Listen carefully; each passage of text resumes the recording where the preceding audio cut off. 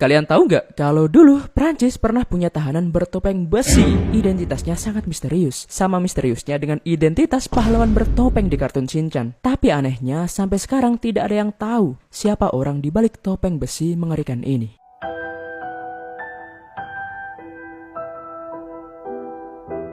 Di masa pemerintahan Raja Louis XIV, Prancis pernah mengurung satu orang yang sangat misterius di penjara mereka. Saking misteriusnya, pihak Prancis sampai sekarang menutupi identitas sebenarnya dari narapidana ini. Gak cuma identitas yang mereka tutupi, tapi mukanya juga. Tahanan ini sangat terkenal pada saat itu karena mengenakan sebuah topeng besi selama ia di penjara. Tidak pernah dibuka dan tidak pernah boleh. Ia sendiri ditawan pada akhir abad ke-17 sampai awal abad ke-18. Ya serem sih, tapi sampai sekarang para ilmuwan masih mencari tahu tentang identitas sebenarnya dari narapidana ini. Kenapa pihak Prancis begitunya menutupi identitas sang tahanan? Apakah dia pengkhianat, pencuri, aktivis, atau lainnya?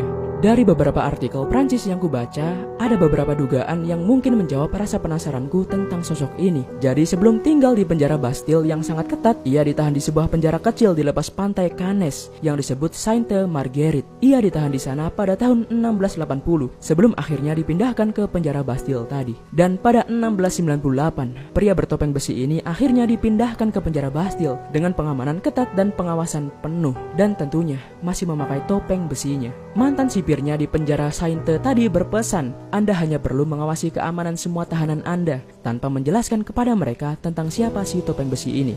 Aku kalau dibisikin kayak gini sih merinding ya. Dan tentu saja, pesan ini membuat penjaga penjara Bastille sangat mengawasi si topeng besi ini. Bahkan meminta bantuan para masketir untuk mengamankannya. Masketir itu kayak regu tembak punya kerajaan gitu. Pasukan elit lah intinya. Di benteng sekaligus penjara Bastille ini, sang topeng besi menghabiskan sisa hidupnya, dikurung dan dijaga dengan ketat. Bahkan sampai kematiannya pada tahun 1703, pihak Prancis langsung menghapus jejak keberadaannya, seperti membakar semua pakaiannya, bahkan dinding selnya dihancurkan dan dibangun ulang, untuk mengantisipasi jika si topeng besi ini meninggalkan jejak petunjuk tentang dirinya. Dan 300 tahun kemudian, para ilmuwan masih belum tahu siapa sebenarnya dia. Ada satu teori yang menurutku menarik, yaitu katanya ia adalah seorang pangeran Italia yang mengkhianati Louis XIV. Dia bernama Ercole Mattioli.